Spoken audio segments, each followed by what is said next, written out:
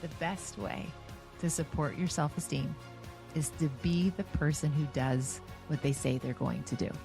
To be the person who does what they say they're going to do. And last episode 100, I left by telling you that I would start this episode by explaining the relationship between our predisposition in our genetics, our DNA, and our capacity to hold happiness. So, as the person who wants to do what they say they're going to do, that is what this episode is going to start. I will finish that thought loop around how happiness is factored in with our DNA, our circumstances, as well as our habits, and your perspective just in time for this moment. I'll share with you this 4-step framework that I use in coaching and in my community of practice. So stay tuned. It's a goodie. I'm hopeful that it's useful. I left you last day with the promise that I would circle back today to finish the thought around how we can use our genetics to help with those factors that influence our sense of happiness. Now, just to recap, one of the things that I shared last day was information that first came to me from this was from Dr.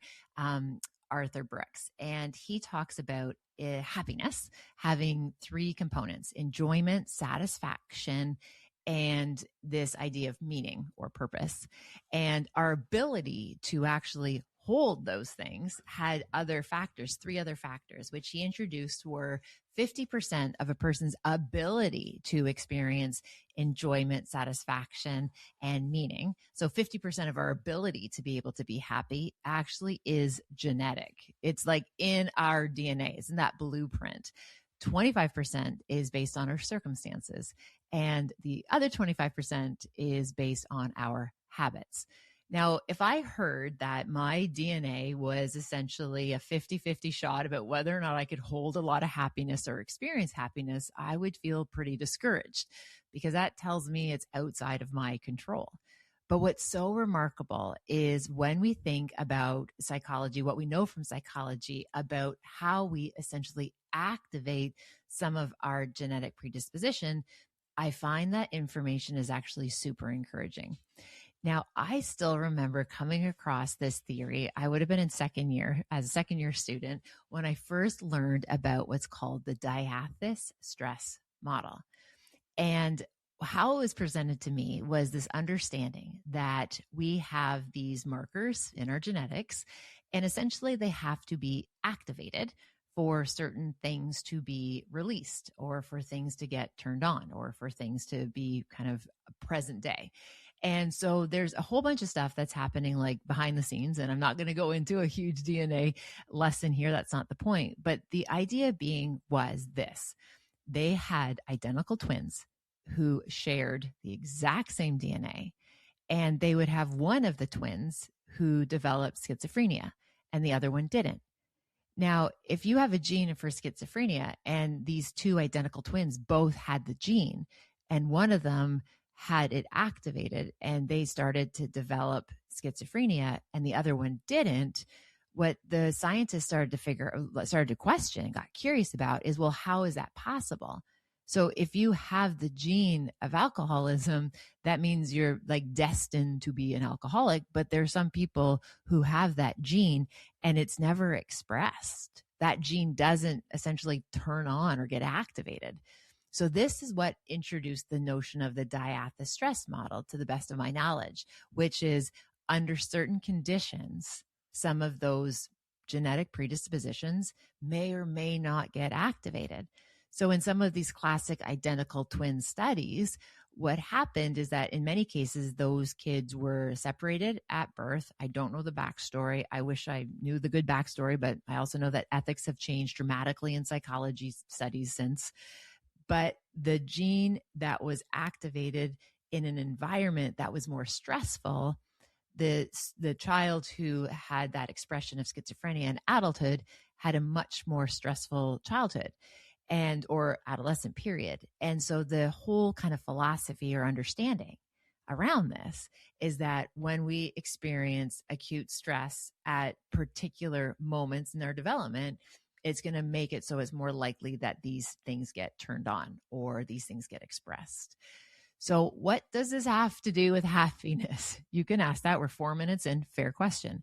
Well, if we know that 50% of our ability that is to hold happiness and to experience it is related to our genetics, it means that our environments, also maybe our habits, can actually offer us a bit of a buffer or maybe a hedge of protection. So here's the other example. And I believe this is what Arthur Brooks talked about when I heard him share it, was that, again, if you are predestined to be an alcoholic or somebody with alcoholism and you never drink, you cannot become an alcoholic. Like, you literally have to do the behavior, even though you might be at a greater risk, even though you have all these other kind of predetermined factors. If you just don't do it, you can't actually be an alcoholic if you don't consume it. Now, you can make the argument that that person with a kind of tendency towards addiction might find other things, but ultimately it's the habits, it's the behavior, which circles back to one of my favorite big ideas that I love to talk about, that the habits make up the quality of your day, which make up the quality of your life. This is why habits are so important, or at the root of it, our behavior is so critical. There are going to be behaviors that are going to help. There'll definitely be behaviors that will also hinder. So when we go back to that example of here's happiness, so the 3 criteria, we find enjoyment, we find it satisfying, and it's meaningful. Okay, and then we think about, okay, so then what puts us in that place to be able to experience it? 50% are genetics, but thankfully we can work with that. 25% of it's made up by our circumstances. 25% is our habits. So let's now unpack the circumstances piece. So if I'm thinking about my behavior and how I'm feeling and what I want to experience, circumstances are going to play a big factor, or at least a quarter of a factor. What I mean by that is, if you, for example, just came down with a summer cold, there's a summer cold going around where I live right now, where folks are dropping like sniper shots. And what's amazing is that when you are unwell or you're sick, the circumstances are going to make it a lot harder for you to be able to be happy. Again, if, for example, you might be in a similar situation as I am, where my youngest is about to move out of the house to go start his post-secondary side quest adventure. Jackson's starting university in less than 25 days. That circumstance is going to impact my ability to be happy. Now, I can have a ton of dual truths packed into that. I'm so proud of the guy. I'm so excited for him. And my mama heart, damn, he's going to be pretty far away, and we're not going to have the same experience of having our everyday interactions. So I can be so proud of Jax while also grieving the fact that the family dynamic is shifting. That's the circumstance. I know a really difficult drive home on the 407 back to where I live after saying bye to little Jackie boy. It's going to effing suck. It is going to hurt. I will feel gutted. I also know that it won't last forever. I will get back into my routines and my patterns and my habits and have lots of extra cuddly times with the puppies, and Jeff and Ava and I, we're going to figure it out. It's going to be a shift, but it's going to be okay. But I also am well aware that the circumstances on that one particular drive home, leaving him for the first time, it's going to be really hard. And you know what? I think it's supposed to be. It's supposed to be hard. If I was like kicking him out the door and being like, see you later, I think that would be more abnormal. So the fact that just speaks to the commitment and also just the attachment that Jax and I have together, that, you know what, I'm going to miss my dude. I'm going to miss seeing that 6'6" kid every morning when he comes out in the summer months anyway, so shortly after 12. It's circumstances. Okay. Now, as I shared in that example, something that I am so appreciative of is that I will be able to lean into those habits, those routines, those rituals where I can get a sense of steadiness and even a sense of feeling a wee bit more durable or a little bit more solid. For example, when I take the puppies out for a tour, I can't actually say WALK, or those 3 sleeping beauties will have a different plan for us for the next few minutes. But I know that if I go out for a tour first thing in the morning, I know the songs that I can listen to, the friends that I can call, the text messages I could send, the memes I can exchange. I already know what habits and behaviors are going to help. I also know what habits and behaviors are going to hinder. If I like sit at the end of his bed, like smelling his hoodies, like seriously, like, yeah, there's a time for that little nostalgic. And yeah, there's going to be times where I walk by that room and I'm going to feel that little heart pang. But if I like marinate in the misery of missing him in that space, chances are I'm not going to feel pretty good. Definitely won't feel happy. So it's useful to see that interconnectedness of our habits with our circumstances. Now, also knowing I have that predisposition to sometimes get pretty down sometimes, I also have to be on guard, right? Because my genetics are going to have a factor, even if I have the best of intentions, even if I do all the things right, I know that it still might be tricky. So that's why almost like preventative support is like cope ahead of time, which means you darn right I've already booked my appointment with my therapist. You know darn right I have already put some things in the calendar to look forward to, because if I don't have some of that support, it's just going to make this harder. And again, I can also be super proud and excited for him and look forward to seeing him all decked out in purple as a Western guy. And I recognize that the circumstances are going to make that. So happiness is going to feel a wee bit different. I hope that makes sense. Now, one of the things that I just got to do, and oh my gosh, I am so excited and fired up. One of the things that I get to do is facilitate a community of practice. This is literally where people are able to join. We meet once a month to be able to talk about big ideas. The real emphasis right now is on perspective. And this is one of the things that I wanted to share with you, because I literally just got off a call with these phenomenal human beings. And I believe there were 16 of us on this call. It was just on Zoom. But this is what was wild. I asked people before they joined today, I asked them just a few questions because I wanted to capture something that I thought was really, really important, which was how strong we are and better resourced and better positioned when we try to figure things out in community.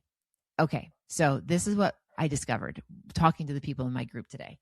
So of the people who finished the homework, and there's no judgment, 14 of them did, we had 340 years of professional paid work experience. 340 years of professional paid work experience. There is no way, I don't believe that there is really any problem of practice or issue or challenge that any one of us are facing that between the 14, 15, 16 of us, we wouldn't have been able to have an insight, a learning, a knowing, a strategy, a habit, an approach, a system to be able to address. When you have 340 years of experience in a space, people have likely come across these issues before. In that group, okay, 22 businesses have been built and sustained. So imagine you're somebody and you're like wanting to start a business. This group literally has 22 successful businesses running through it. This group had a collective of over 250 years in marriage or committed relationships. You can't tell me when you have 250 years of collective knowledge in that group, it's not going to be able to offer you some key insights. We spent over 100 years raising children. We have 100% of the people in my community have spent their lives helping others. And the big learning gem, none of us have it all figured out. Oh my goodness. Now, when we got into community and we were able to talk about these big ideas, there was this one particular framework that I shared that I wanted to share with you here for our little dose of our just-in-time perspective. Now, this is a practice that I have come upon that I use when I'm coaching people one-on-one or working with small groups around 4 steps of navigating essentially kind of any process of knowing what to do next, or when you're trying to figure out a problem. So let's say you're trying to figure out a sticky situation, right? It's sticky, and maybe it's the circumstance that's preventing you from being happy or feeling content. And there's 4 questions or 4 frames that I want you to think about. Number 1, looking back. Okay, like what do we know about this? What does this tell us about ourselves? Like looking back on it. So reflecting, looking in. What is it revealing about myself? What does it say about me? Looking around, how is this affecting other people? And finally, looking ahead, looking back, looking in, looking around, and looking ahead. Okay, so here's an example of using a perspective approach to this. The problem of practice that somebody shared with me in that group was people pleasing. They have that need to please, that desire, that disease to please. And they just want to, like, they're done. Like they're tired. I think something magically happens when we go into our 40s, especially as women, where it's like, no more F's to give to this. Nevertheless, they want to stop people pleasing. Okay. So we said, okay, let's look back. How has people pleasing served you? Well, you know what? When you were little, damn, that kept you safe. When you were trying to be able to like read moods and keep everybody good, and you were only good when everybody else was good, like that really helped when your kids were little, right? Like every behavior we do serves a purpose. So to just take a moment and look back, not with judgment, but just again, as the famous Ted Lasso said, with curiosity, right? Look back with curiosity about like, okay, well, how has that behavior worked? Because again, every behavior serves a purpose. Okay. So I don't know if you can hear Navy in the background. She's rage baiting her brother. These are puppies for people who don't know who I work with in my immediate environment right now. We have Memphis, we have Navy, who is rage baiting her brother, and Apollo the wise elder is watching. I digress. So now we're going to do step number 2, which is look in. Okay, what is this revealing about myself? Okay, if all of a sudden you've come to this kind of crossroads where you're like, I am so tired of people pleasing and putting everybody else first, and you're about to have like a wee bit of this like rebellion where you're just like, no, like I don't want to do this anymore. Like I am tired of always being an afterthought. You're not alone, first and foremost. And when we start to like look in, okay, so maybe you're feeling a wee bit weary. Maybe you're feeling like fed up. Maybe you're ready to, burn down some bridges, whatever it might be. The question then would be, looking around, how is this behavior affecting people around you? Something that I know when I have overextended myself and I'm trying to chase and please everybody else, something that I know is that it hurts my family. Like it absolutely hurts the people that I know matter most to me, because at the end of the day, I'll have like nothing left for them. So if I've put all of my energy being of service to all of these other people and saying yes when really I don't have capacity, if I'm not being able to take care of the people that matter most to me, I'm doing a disservice to the people that do count on me. So it impacts the people around it. So for example, if I'm being of service to everybody else, and then all of a sudden Ava's like, hey, mama, will you watch this show with me? I'm like, oh my gosh, sister, I'm totally going to watch that show with you tonight. And then I'm asleep in the opening credits, right? Like that's how this stuff shows up. It's not this like, oh, I'm picking other people over you, child. It shows up in the almost like the aftermath or the blast radius of what we have left over. So I know it's impacting the people around me. And for the woman who shared that with us in the group, I know it's impacting the people around her as well. And then the question is, okay, now let's look ahead. No shame, no judgment, because shame is a terrible teacher. Guilt is a useless emotion. Looking ahead, what's one small step that I can take to show up in a way that increases the likelihood that I'm able to hold a boundary, or I'm able to say no and not feel bad about it to somebody else? So what could be one small micro step? Now, it could be a micro step, simple, because this is where you want to practice, right? We need to get the behavior first, and then we can improve the behavior. So your first boundary, I would highly recommend not being in a super high stakes situation or with a high stakes person. We're talking about being able to say no when somebody maybe asks us for a donation. It's okay to say, hey, I donate to these particular charities, and this is what I'm doing this year. This is my charity plan. So thank you very much, but no. Like, again, practice small. And again, not that I'm discouraging you in any way from giving to charities and that philanthropic practice, the philanthropic practice, sorry. I'm not encouraging you not to do that. But again, it's like there's easy no's that we can practice with, especially when you have a system, right? Systems make this stuff way easier. What's another small step in terms of that idea of like being able to say no?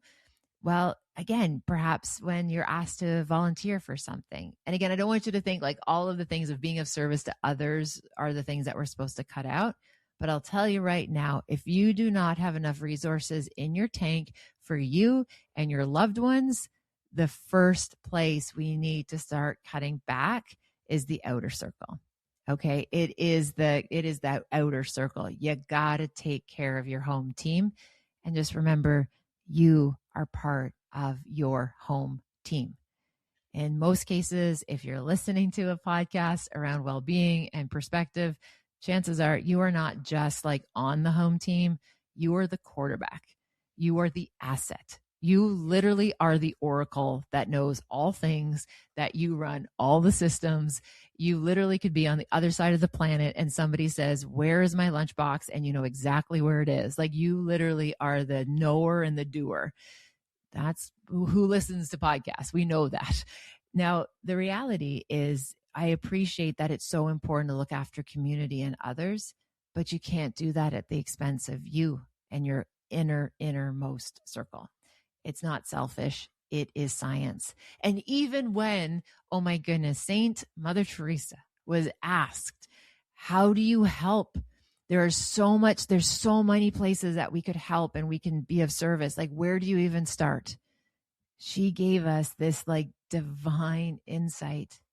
Start at home. You start at home.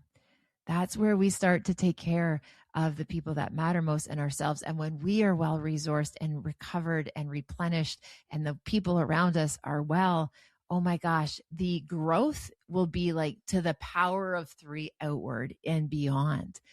So just to do a breath of a recap, the perspective just in time I want to share with you today is a 4-step process: looking back, looking in, looking around, and looking ahead. As I love to say, better days are always ahead. And when we get that right piece of information with that right tool, and we have the right tool for the job, you're going to find a sense of ease. Because at the end of the day, I get that life is hard and there's parts of life that are so, so difficult. And sometimes it's things that are happening to us. It's things that are part of we've brought into our world. I totally get that. But at the end of the day, it doesn't have to be this hard. There's going to be hard enough seasons in your future. I want to make sure that you are enjoying some of the middle time. It doesn't have to be as hard as we are making just the everyday pieces and parts and ways of showing up in our life. It doesn't have to be this complicated. And the reality is, if it actually was this hard for us to stay healthy and well and grounded and regulated, my friends, we never would have survived as a species. Like if we literally were this delicate and we required all of these things, like if you think about all the things that you are being sold in terms of like, mainlining apple cider vinegar. Okay, not quite mainlining, but you get my drift. All of the supplementation, the lasers, the wiggle boards, the journals, the meditation, the HIIT workouts, like, oh my gosh. Like if you just think of all of the messaging that is coming at us, if that's what it actually took for us to survive, my friends, we wouldn't have.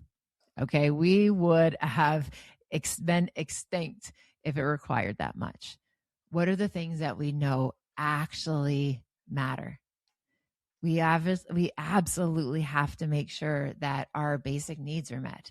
And we have spent a lot of time pouring from an empty cup. And I love when people say like, oh, you can't pour from an empty cup. Yeah, you can. You do it every single day. But you've probably heard this before, and it actually makes me cringe when I even hear people say it. And I'm not even sure why I'm saying it here on episode 101, other than it's probably pretty true. There's no ribbons for burning yourself out, right? There's no reward at the end of the day for being like, look how depleted I was, yet I still accomplished this. Burnout isn't a badge of honor. It's actually something that our loved ones would desperately wish that we would stop pursuing. So then that way we can really show up and be present. So I hope that was useful. As always, if you have any questions, wonderments, curiosities, like please reach out. I would love to hear what's top of mind for you or what you want to hear more about, or maybe there's a sticky situation or some friction and you're like, oh, Robyne, I would love your take on it. By all means, there's lots of takes on lots of things, but if I can bring any insight or a perspective shift to you, that would be pretty epic. Thank you for listening to this episode of Perspective. It means the world to me that you spent time listening to this idea, these conversations. Now, if you have found something useful or helpful, please share it with someone else. Something that I know it means the world to me to know when something has landed and then you pay it forward. Another way you can support the podcast is to rate and review this podcast wherever you listen to podcasts. I hope you have a wonderful rest of your day. Thank you for listening. I appreciate you, and I look forward to connecting again very soon.